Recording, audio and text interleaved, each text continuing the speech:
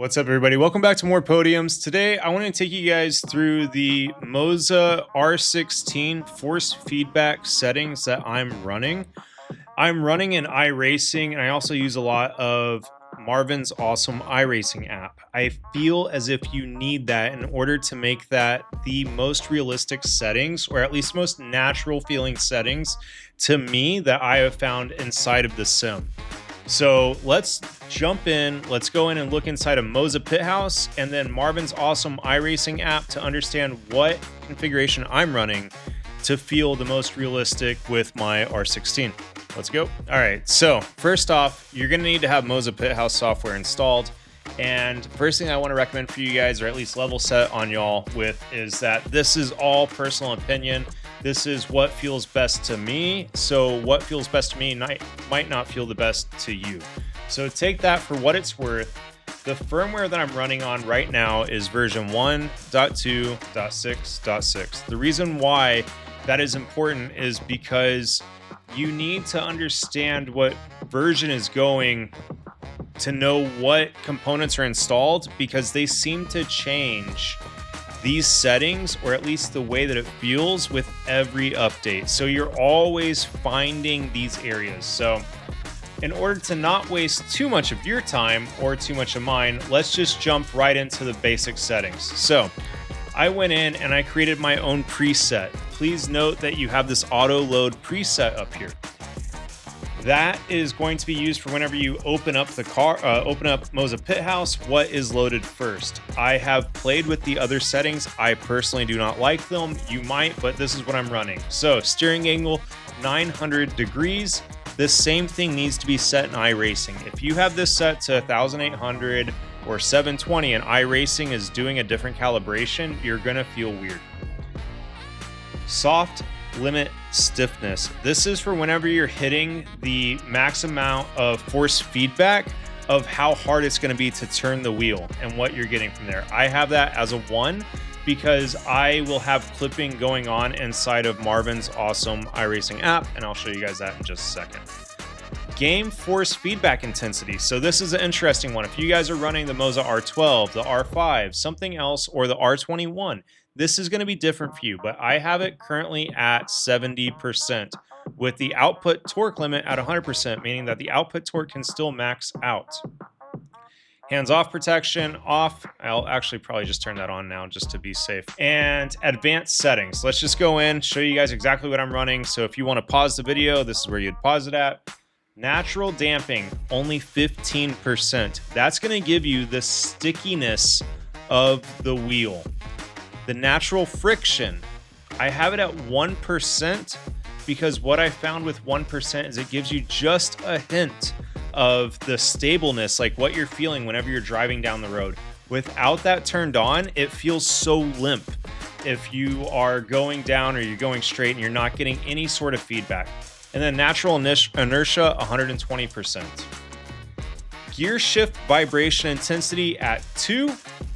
And then all these items, it displays in the latest update that iRacing doesn't actually work with them, which is why I recommend that we go with Marvin's Awesome iRacing app, because for some reason, it's not loading inside of Pit House that iRacing has all these items in it also. Another one, speed-dependent damping. So think about it. If you're going down the road, you're going 30 miles an hour, and you do this in your steering wheel, you're going to be able to move from left to right easier than if you're doing 100 miles an hour down the road. Like, it's going to take more to get you to change your steering with a power steering car.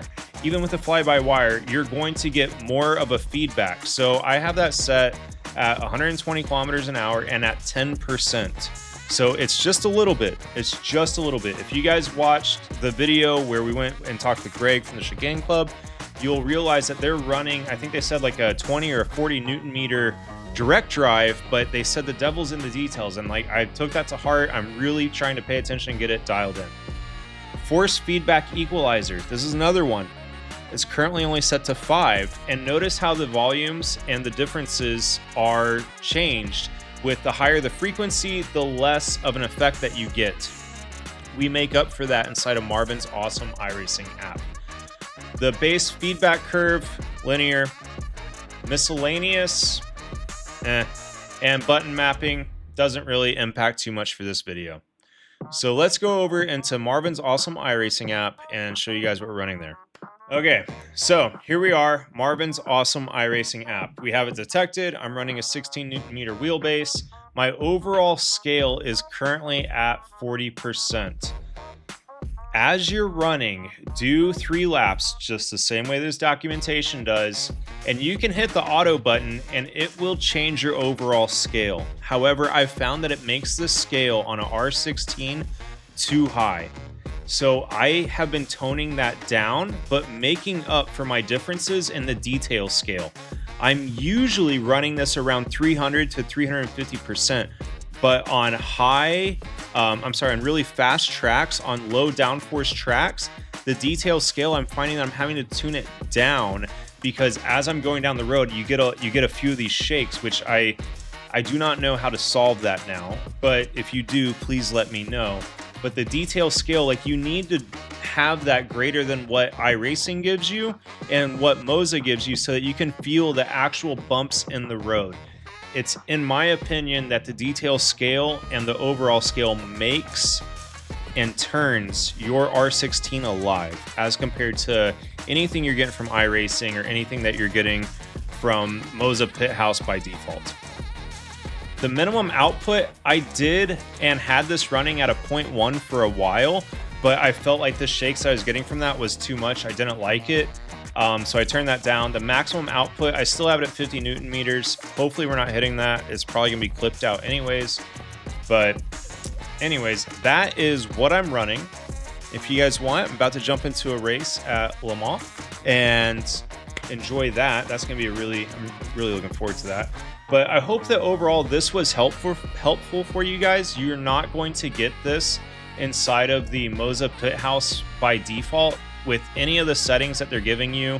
I feel like they're completely dulled down and just not realistic. It feels so unalive is the only way I can say it. It just doesn't feel alive. So hope this helps you guys out. I thank you for tuning in. I do appreciate it. If this was informative to you, if you gained something from this, I would appreciate a like or a subscribe, or let me know what you thought about it on where I messed up so that I can do better next time. So most importantly, hope to see you guys on the grid. Peace.